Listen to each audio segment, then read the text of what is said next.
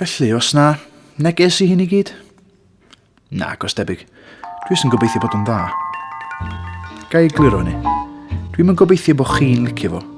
Achos, fel dwi wedi dweud, dwi'n rhoi tos ydych chi'n licio fo, achos dwi'n gwybod pwy ydych chi.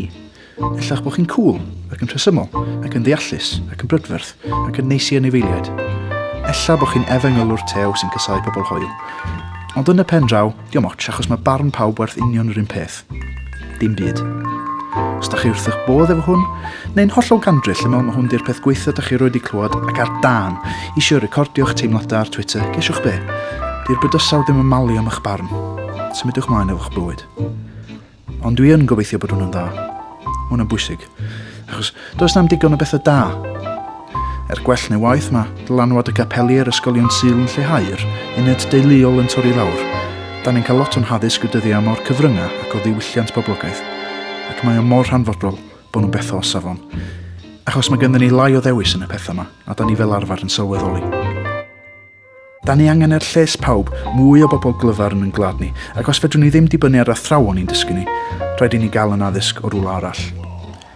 Ella bod chi'n meddwl bod fi'n snob, yn Elitaidd. Hwna'n air poblogaeth dyddi yma. Mae'n air sy'n cael ei daflu rownd gan bobl sydd ddim cweit yn ei ddallt. Gwir ystyr y gair ydy hyn.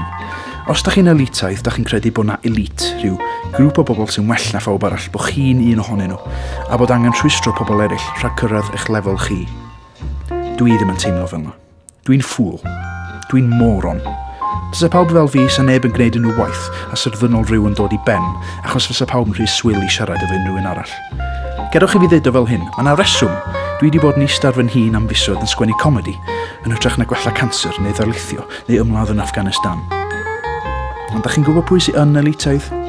Y bobl na yn y cyfrynga sy'n llenwi'r tona radio efo grwpiau ac artistiaid mewn dyfynodau sy'n byth yn chwarae'n fyw, sy'n cynhyrchu un tiwn diflas plastig joli di fywyd ar ôl y llall. Y bobl na sy'n gweithio yn y diwydiannau creadigol ac yn poeni byth a beinydd bod y stwff maen nhw'n ei gynhyrchu'n rhy rhyfedd, yn rhy astrus, yn rhy uchelael i'w cynulleidfa. Dim iddyn nhw, wrth gwrs. O na, byth iddyn nhw.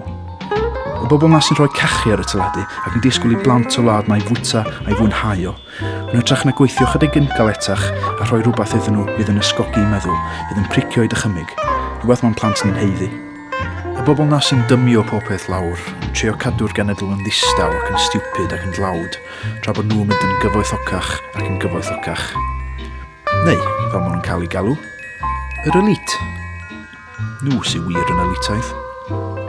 Rhyfedd yma pethau mae'n gweithio, dyn ni?